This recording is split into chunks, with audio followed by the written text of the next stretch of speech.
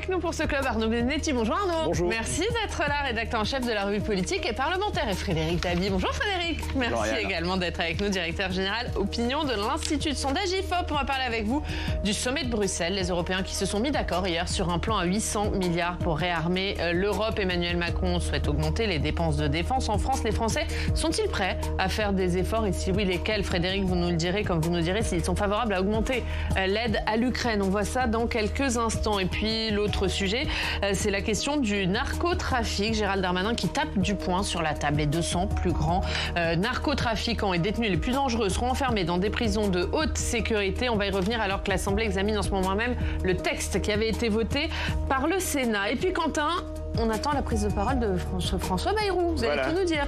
Effectivement, sur CNews Europe 1, on va faire le point sur les phrases fortes de son interview. On voit ça dans quelques instants. D'abord, on regarde l'actualité dans nos régions.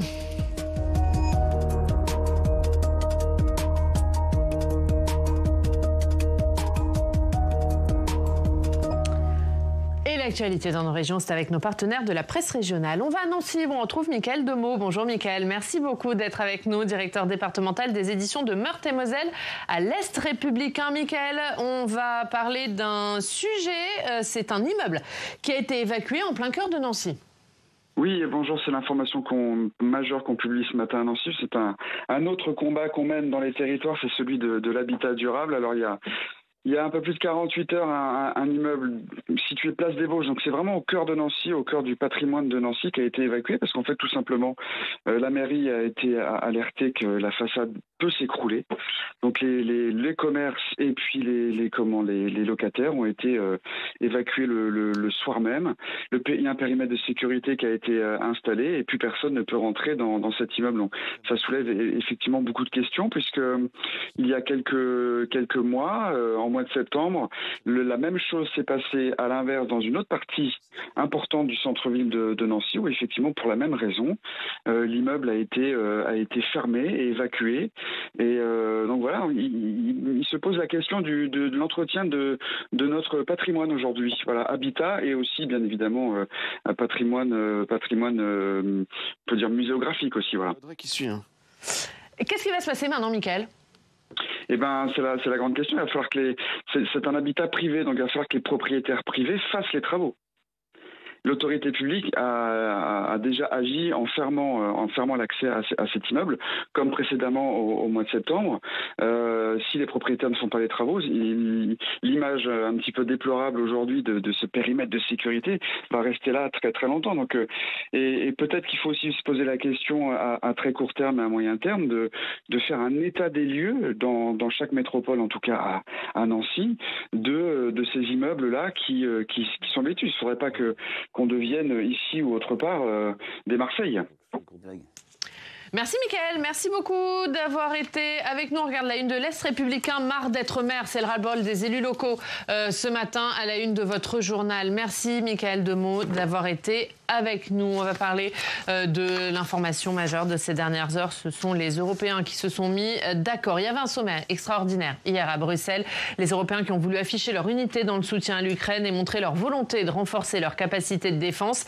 Et ils se sont donc mis d'accord sur le plan de la Commission européenne, un plan à 800 milliards pour réarmer l'Europe. On voit ça avec Audrey Vuettaz. C'est un coup d'accélérateur inédit. L'Europe doit apprendre à se défendre sans les États-Unis.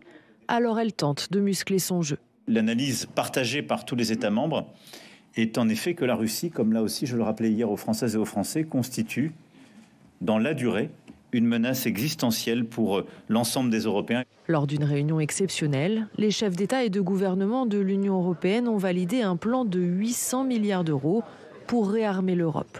Dans le détail, 150 milliards d'euros seront mis à disposition des États sous forme de prêts. Les dépenses militaires pourront aussi être exclues des déficits publics, avec un objectif notamment poussé par le président français, produire et acheter européen. Nous allons de l'avant de façon décisive vers une Europe de la défense forte et plus souveraine. Sur la forme, les États membres font une nouvelle fois bloc autour du président Zelensky, en contraste avec les échanges tendus à Washington la semaine dernière. Ils valident un nouveau paquet d'aide pour l'Ukraine. En 2025, l'Union européenne fournira à l'Ukraine 30,6 milliards d'euros au titre de la facilité pour l'Ukraine et de l'initiative ERA du G7, financée par, vous le savez, les intérêts des actifs russes immobilisés. Se pose désormais la question de l'envoi de troupes pour sécuriser une éventuelle paix en Ukraine. Emmanuel Macron souhaite s'adresser mardi au chef d'état-major des pays volontaires. Arnaud, est-ce que ce sommet européen il marque une avancée majeure ? Vous savez, c'est l'avenir qui le dira. Il faut évidemment toujours, rester très prudent, après des annonces. En l'occurrence, c'est que de toute façon, clairement, les Européens ont compris qu'ils étaient, s'ils n'agissaient pas, en train de sortir de l'histoire. Parce que ce qui se joue actuellement, c'est une alliance entre empires, d'une certaine manière. En tout cas, un accord entre empires pour mettre un terme à la guerre en Ukraine. Finalement, vous savez, on se retrouve dans un moment qui est pré-wilsonien. Wilsonien du nom de ce président des États-Unis qui avait envoyé les troupes américaines en 1917 pour soutenir l'effort de guerre des Français et des Britanniques. Les Européens se retrouvent dans une situation qu'ils ont connue pendant des siècles, c'est-à-dire confrontés à leur propre guerre, d'une certaine manière, seuls avec leur propre guerre. Et donc il faut que, en l'occurrence, ils puissent réagir et réagir vite. Sauf que, d'une certaine manière, on a vécu dans une forme de déni depuis quand même quelques années. Parce que si l'on avait écouté Donald Trump, bien avant d'ailleurs même la campagne américaine, au moment d'ailleurs où les hostilités ont commencé et où les Russes ont agressé les Ukrainiens, on aurait compris que ce qui s'est joué dans le bureau ovale il y a quelques jours était mécaniquement, inscrit dans le discours de Donald Trump. On n'a pas voulu le voir parce qu'on n'a pas cru d'abord à la réélection de Donald Trump. Déjà, première erreur. Deuxième erreur, on a cru que Trump, finalement, ne faisait pas ce qu'il disait. C'était mal connaître Trump. Il fait en général ce qu'il dit, ce qui parfois change d'une certaine manière avec un certain nombre de responsables politiques en Europe. Et donc, on se retrouve dans une situation qui est une situation extrêmement préoccupante et extrêmement inquiétante. Alors après, est-ce que les mesures qui sont prises sont suffisantes, en l'occurrence, pour inverser la tendance ? Très franchement, au regard finalement de l'indispensable soutien américain à la cause ukrainienne, notamment ne serait-ce qu'avec les moyens spatiaux qui sont quand même capitaux aujourd'hui pour tout simplement, avoir des yeux sur le théâtre des opérations, je crois que, on est quand même, très loin du compte, okay. Même s'il faut saluer en effet un premier effort. Frédéric ? Oui, je partage complètement ce que dit Arnaud. On est dans un moment de contraste, d'accélération de l'histoire, du côté tragique de l'histoire que les Français voient. Jamais l'intérêt pour les questions internationales a été aussi fort. À l'époque, Oriane, où l'international intéressait seulement des segments particuliers de la population, personnes âgées, diplômées, catégories aisées. L'époque où dans les campagnes présidentielles, on n'en parlait pas, ou quand on voulait délégitimer un impétrant, on disait il ne connaît rien international, ça ne marchait pas. C'est complètement fini.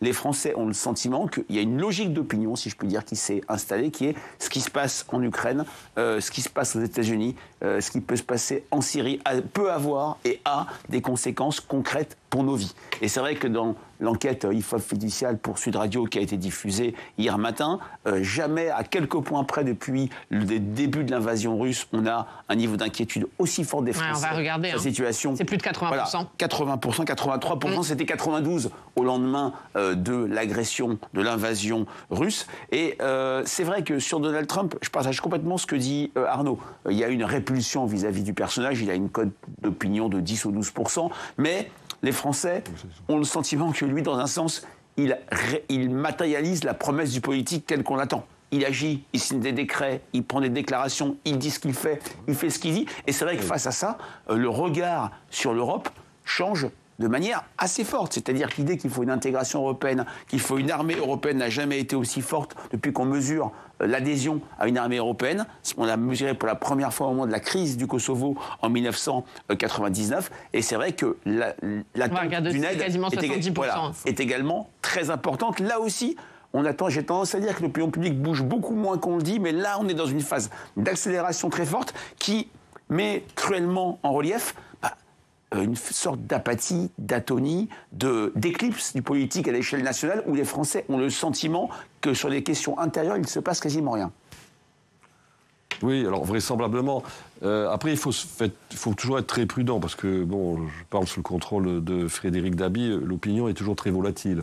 Et les choses peuvent évoluer. La question qui est centrale et qui est la question existentielle, s'il fallait la poser, et elle a déjà été posée, je crois, c'est de savoir s'il faut envoyer des troupes en Ukraine. Et là, vous avez manifestement une position qui est extrêmement, j'allais dire, réservée, voire hostile à cette perspective. C'est-à-dire que globalement, quand même, et ça serait intéressant d'ailleurs de voir comment réagissent les autres opinions publiques européennes. Je pense qu'il y a des sondages qui ont dû être effectués aussi là-dessus, mais manifestement, quand même, oui, on est d'accord pour soutenir l'Ukraine, mais on n'est pas d'accord pour mourir pour l'Ukraine. Non, mais c'est quand même une question essentielle, et qui doit être posée. Donc c'est pour ça qu'il faut être très, très prudent sur, encore une fois, l'opinion, sur la question de l'opinion publique par rapport à ces questions qui sont des questions internationales. Enfin, on redécouvre la guerre. C'est un peu faux de dire qu'on redécouvre la guerre sur le continent européen. Je rappelle que dans les années 90, on s'est battu en Yougoslavie. Vous avez cité le conflit du Kosovo. La réalité, c'est qu'on paye aussi, je pense, dans cette affaire, une analyse de la situation post-guerre froide qui était une analyse qui n'était pas la bonne analyse, en l'occurrence. C'est-à-dire qu'on a cru que finalement, je veux dire, le monde allait courir, en tout cas l'Europe, l'Europe de l'Atlantique à l'Oural, allait courir vers une démocratie généralisée, vers finalement l'adoption du modèle qui était le nôtre, le modèle occidental. Ben, la réalité, c'est qu'il en est allé tout autrement et qu'on se retrouve dans une situation, en effet, où la conflictualité est revenue au premier plan. Alors sur l'armée, on va regarder, Frédéric, parce qu'effectivement, alors il y a une très forte, il y a une forte adhésion des Français pour la création d'une armée européenne. C'est une des plus fortes jamais mesurées. En revanche, c'est beaucoup, beaucoup moins fort pour envoyer des troupes là-bas. Tout à fait, pour compléter ce que dit Arnaud Benedetti. Alors c'est vrai que l'idée qu'il faut augmenter l'aide européenne à l'Ukraine pour compenser la baisse annoncée par les États-Unis est majoritaire à une petite majorité, 54%. Ce qui est très intéressant, c'est le regard par famille politique. Il y a clairement sur cette question les sympathisants insoumis et surtout les sympathisants RN versus les autres sympathisants qui sont très favorables, alors qu'on n'est qu'à 38% chez les sympathisants RN. En revanche, sur les troupes européennes, 36% seulement des Français sont favorables à l'envoi de troupes européennes en Ukraine. Alors quand même, par rapport à février 2024, quand le président Macron en avait parlé, on passe de 25 à 36%. Les choses bougent, mais là, de manière assez surprenante, les sympathisants insoumis et de gauche y sont favorables, et c'est essentiellement du côté des sympathisants du Rassemblement national, premier parti de France électoralement, si je me réfère aux européennes au premier tour des législatives, où on n'a que 25% d'adhésion. Là aussi, on a un RN qui est en distinction par rapport aux autres familles politiques, ce qui peut expliquer une forme de discrétion de Marine Le Pen et des principaux leaders du RN, même si on a fini par les entendre. Et effectivement, on a des divergences. Alors, il y a eu une quasi-unanimité quand même. Il y a eu des débats au Parlement cette semaine, mais avec des voix un petit peu dissonantes du côté de la France Insoumise et du RN. Oui, mais de toute façon, c'est pas tellement surprenant en l'occurrence. Ce qui est sûr, c'est que le RN, je veux dire, aujourd'hui, a une position qui est une position qui correspond à sa volonté, finalement, de s'éloigner de toutes les scories qui, jusqu'à présent, participaient à sa diabolisation. Et parmi celles-ci, il y avait évidemment la relation avec le régime de Vladimir Poutine. Alors, ceci dit, la relation avec le régime de Vladimir Poutine, je veux dire, le RN n'est pas le seul, je veux dire, à avoir eu une forme, je veux dire, d'indulgence vis-à-vis de Vladimir Poutine depuis de très nombreuses années. On en retrouve à droite, on en retrouve à gauche, et parfois même on peut en retrouver au centre. Donc, je crois qu'il faut être là-dessus toujours très, très, très prudent. Mais ce qui est sûr, c'est qu'en effet, aujourd'hui, si vous voulez, la nature de la menace n'est pas perçue de la même manière. Vous avez toute une partie de l'opinion publique qui considère que la menace n'est pas forcément la Russie, en l'occurrence, mais elle viendrait d'ailleurs. Donc il y a aussi cette question qui se pose. Mais enfin, en tout cas, ce qui est sûr, c'est que nous sommes aujourd'hui confrontés à une plus grande convergence de vues sur le plan des forces politiques qu'elle ne l'était, par exemple, en 2022, au moment de l'invasion de l'Ukraine. Oui, je danserai quand même sur un point. C'est vrai que la menace extérieure est protéiforme. Quand on interroge les Français, l'Iran sort à un niveau élevé, la Syrie, la Russie sort de manière très massive. Dans cette enquête IFOP Fiducial pour Sud Radio, on a posé une cote de popularité des principaux dirigeants. Et là, c'est vrai que le sondage permet de nuancer un peu des réseaux sociaux où on voit renvoyer dos à dos Volodymyr Zelensky et Vladimir Poutine auprès des Français dans une enquête qui n'est pas la réalité, mais une perception du réel. C'est 10 à 12% de soutien pour Poutine, c'est plus des 2/3 pour Volodymyr Zelensky. Ça remet un peu les choses en place. Un mot sur quand même Emmanuel Macron, qui est allé voir Donald Trump à Washington, qui a organisé des réunions avec les Européens, qui les a reçus à l'Élysée. Est-ce qu'il s'impose dans cette crise comme un leader européen? Il veut. Mais il n'y arrive pas.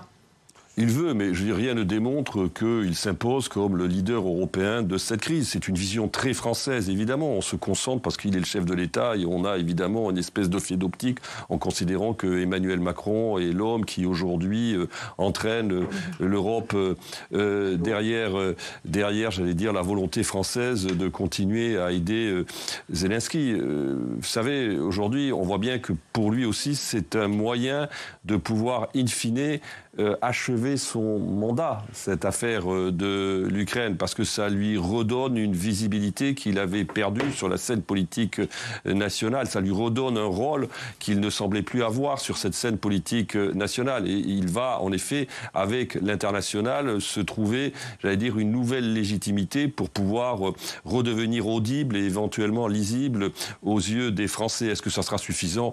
Je crois que c'est un peu tôt pour le dire. Ensuite, il faudra voir, parce que vous savez, ce genre d'affaires se gère sur la durée et sur la distance. Les choses peuvent évoluer, y compris dans l'apparente solidarité des Européens.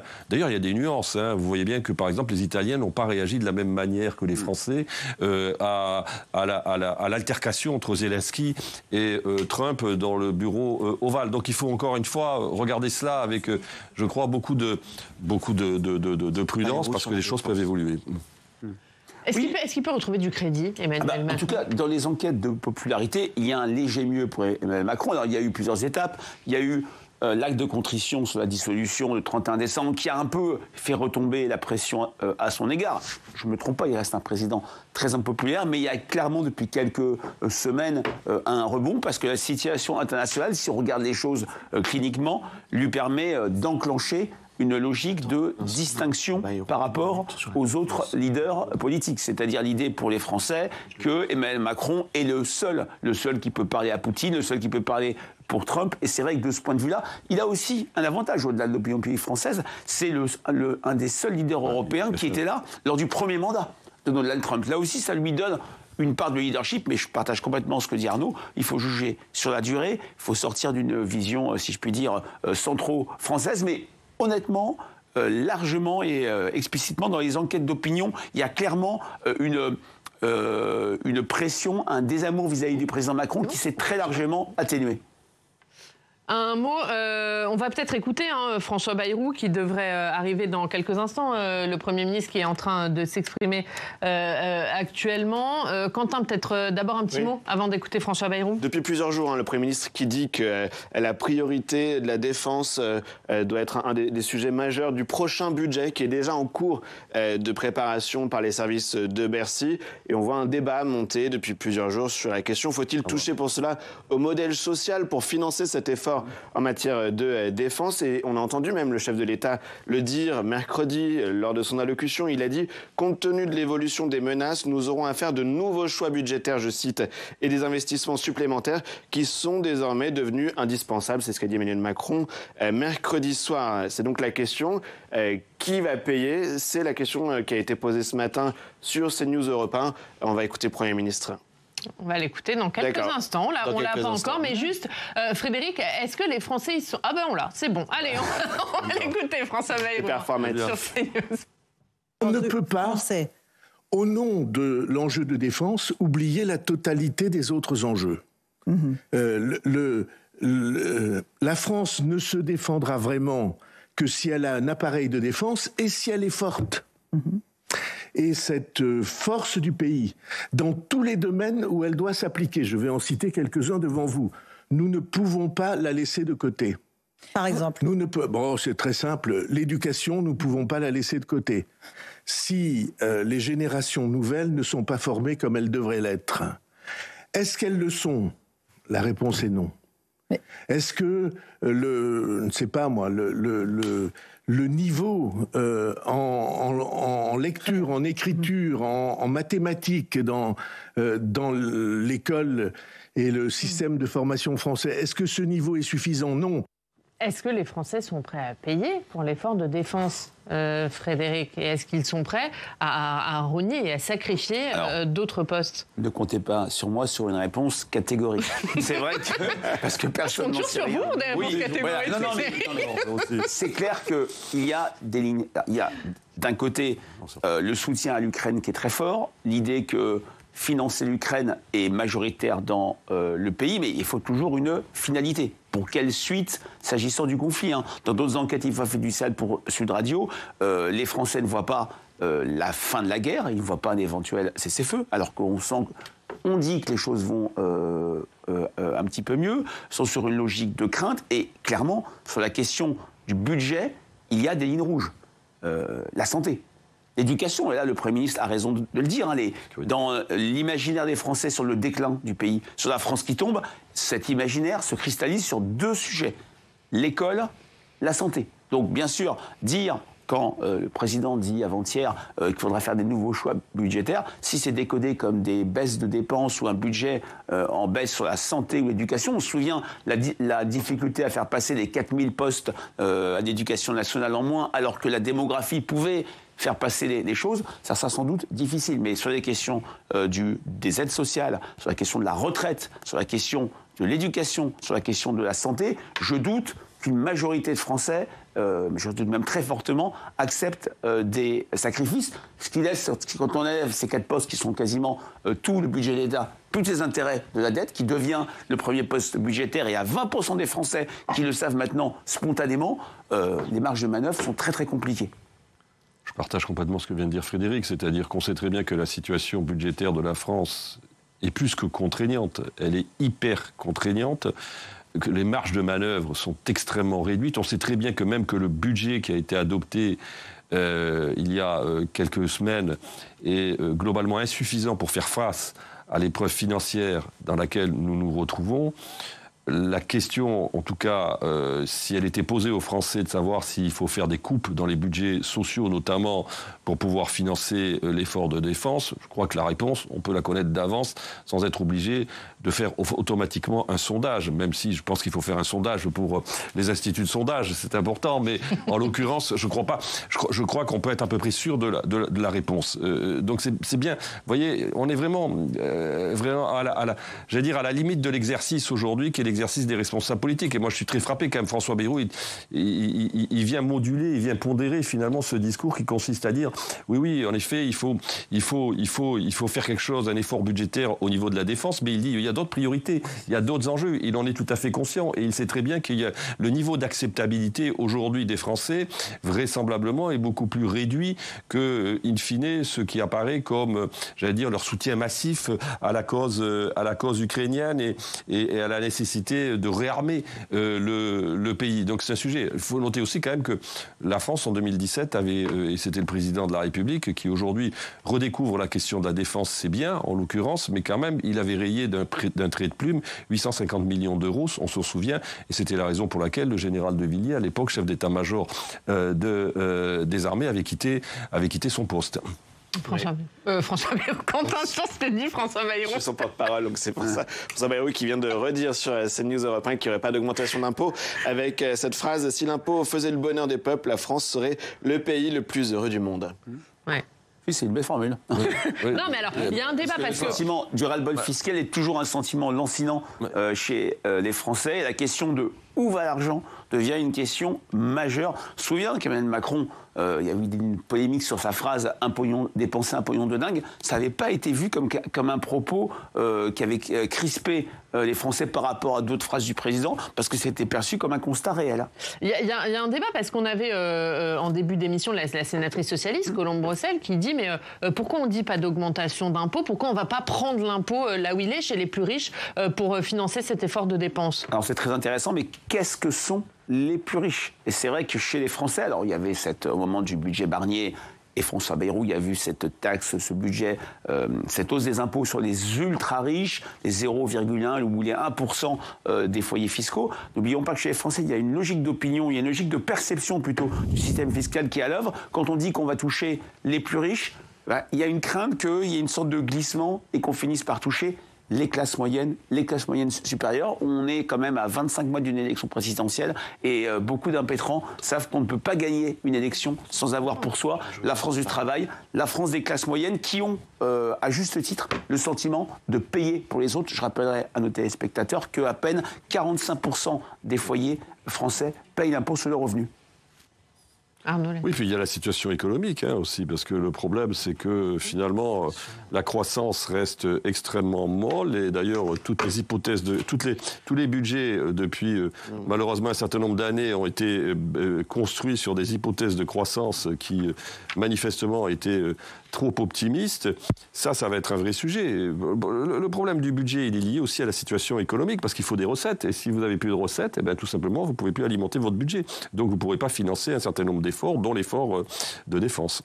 Est-ce que du coup, ce sujet qui inquiète les Français, on l'a vu Frédéric, du coup, c'est le sujet qui va occuper le débat politique et d'autres sujets ne pourront plus émerger? Le sujet budgétaire? Le sujet de l'Ukraine? Oui, le sujet de l'Ukraine, oui. On est, je le disais, dans ce moment très particulier où on a une éclipse du politique à l'échelle nationale. Jamais les niveaux d'intérêt des Français sur ce qui se passe à l'échelle du pays, sur les grands sujets nationaux, a été aussi faible. On a le sentiment que le politique ne change plus la vie, que c'est plus là que ça se passe. Donc on a des acteurs qui en profitent, les entrepreneurs, l'entreprise, acteurs de confiance, les élus locaux, mais entre la sphère locale et le pays, il y a l'international qui clairement devient un sujet de polarisation chez les Français. Dans notre enquête mensuelle pour Paris Match et Sud Radio, qu'on appelle les conversations des Français, de quoi parlent les Français au travail, en famille, sur le zinc d'un café, on voit que les sujets internationaux qui avant étaient très anecdotiques occupent depuis maintenant 2-3 ans, depuis la guerre en Ukraine, puis le 7 octobre, puis toute une série de sujets occupent le haut des discussions des Français, parce que, je le répète, il y a ce sentiment que ça a des conséquences directes pour nos vies. On se souvient de la crise de l'énergie, de la hausse de l'inflation, et là, quand Donald Trump annonce 25% de droits de douane, le viticulteur du Médoc ou d'autres régions de France regarde avec beaucoup d'intérêt ce qui se passe dans le bureau ovale. Et merci à tous les deux. Merci. On va terminer par un sujet plus léger. Justement, c'est vendredi, on vous emmène dans les coulisses des cabarets Moulin Rouge, Crazy Horse. On connaît évidemment les cabarets parisiens, mais moins ceux qui ne sont pas dans la capitale. Pourtant, en France, il en existe 200 au total et il y a un véritable engouement du public pour ces spectacles à la française. Cécile Sixou est allée à Dijon, à l'Odyssea, pour assister à l'un de ces spectacles. Des paillettes et des strass. Non, nous ne sommes pas au Moulin Rouge ni dans une célèbre institution parisienne, mais à Dijon, où le cabaret attire de plus en plus les visiteurs en quête de divertissement. Ça nous fait un après-midi de décontraction, de bien-être, parce que, vous voyez bien, on ne sort plus beaucoup, mais bon, non, moi je trouve que c'est parfait. Chaque mois, devant près de 200 personnes, les danseurs assurent entre 15 et 20 représentations, et parfois jusqu'à 40. Il y a bien sûr le traditionnel French Cancan, mais aussi des danses, du cirque et des chansons.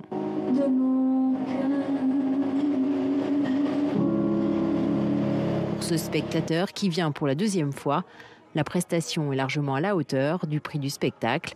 70 € au total pour un dîner et pour le show. Je me pose quand même la question, depuis toujours, sur le modèle économique d'un tel spectacle, avec l'organisation qui doit être très complexe, l'infrastructure, le nombre d'artistes et le prix qui n'est pas exorbitant. Près de 100 personnes sont employées dans ce cabaret, des cuisiniers, des serveurs, des chorégraphes et des danseurs, dont Oksana, la chef de revue. Originaire d'Ukraine, elle s'est installée à Dijon il y a 5 ans pour réaliser son rêve. Sur Internet, j'ai vu le mot cabaret. Waouh, je voulais travailler au cabaret. J'aime les strass, les paillettes, la scène, les gens, les applaudissements. Le cabaret, c'est la liberté. Un esprit de fête et de liberté, un symbole de la culture française qui redevient à la mode. Les scènes se multiplient depuis 20 ans. Il y a aujourd'hui près de 200 cabarets en France. Tous les artistes, s'il vous plaît.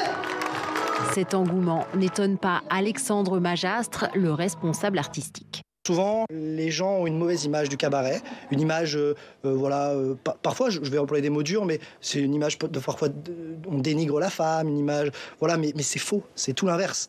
Le cabaret, c'est de l'art, c'est de la poésie, c'est artistique et c'est moderne. Effectivement, ça existe depuis des centaines d'années. Ça a été initié en France avec le French Cancan, mais maintenant, on s'est modernisé et le cabaret, et on est content de le voir, plaît à un public de tout âge. Pour reconnaître le secteur, le gouvernement a lancé un plan, 475 000 € destinés à soutenir la création. Une première pierre qui était attendue par le secteur. Donc aujourd'hui, c'est très bien passé. T'as géré. C'est une reconnaissance, donc on est content parce que ça nous permet de continuer à créer, de continuer à vivre et continuer à nous moderniser et ça nous met en valeur dans un certain point. Et puis surtout, ça permet, comme on le disait tout à l'heure, de mettre en avant ces cabarets qui sont en province, qui se développent. Il y en a plus de 200 au total en France et ça nous permet de continuer d'avancer. Qu'ils soient prestigieux ou simples, ces spectacles à la française attirent 2,7 millions de spectateurs par an. Le public des cabarets n'a jamais été aussi nombreux. Et on termine comme d'habitude par les unes de la presse régionale.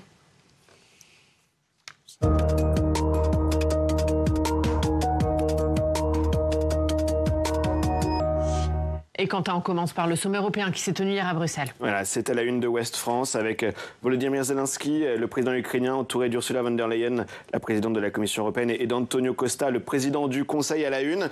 On lit qu'hier, les discussions étaient âpres lors du Conseil. La Hongrie de Viktor Orban, mais aussi la Slovaquie de Robert Fico, ils étaient prêts à bloquer toute conclusion d'un sommet apportant un nouveau soutien militaire à Kiev. Finalement, la déclaration de soutien a bien été adoptée par 26 États membres sans la Hongrie. Et le plan de 800 milliards pour financer le réarmement européen a bien été validé. Voilà, justement, à propos de réarmement, le Télégramme titre sur l'enjeu breton ce matin. C'est en Bretagne que sont fabriqués les sous-marins lanceurs d'engins de 3e génération. Ça se joue à Cherbourg, mais aussi à Brest ou encore à Lorient, dans les usines de Naval Group. Même chose pour le futur porte-avions au chantier de l'Atlantique à Saint-Nazaire. On voit la carte de tous les lieux en Bretagne sur la page de droite qui sont concernés. On note également la présence des groupes Thales ou encore Safran qui équipent nos armées. L'émotion de Martine Aubry qui a démissionné hier, ça fait la une des journaux du Nord et du Pas-de-Calais. Exactement. Hier matin, la maire de Lille a annoncé quitter son siège qu'elle occupe depuis 2001. Elle était visiblement très émue, c'est ce qu'on voit à la une, notamment de La Voix du Nord. Dans le journal La Voix du Nord, on lit son portrait. Dame des 35 heures, Martine Aubry boucle 35 années de vie politique. Il y a quelque chose qui se joue autour de ce chiffre. Même si La Voix du Nord continue de parler d'elle au présent, elle occupe une place singulière dans l'histoire politique contemporaine, écrit ainsi le journal ce matin. La loi qui a tout changé, c'est la loi sur les 35 heures. Elle prend la tête à l'époque d'un ministère XXL de l'emploi et de la solidarité. Nous sommes alors en 1997.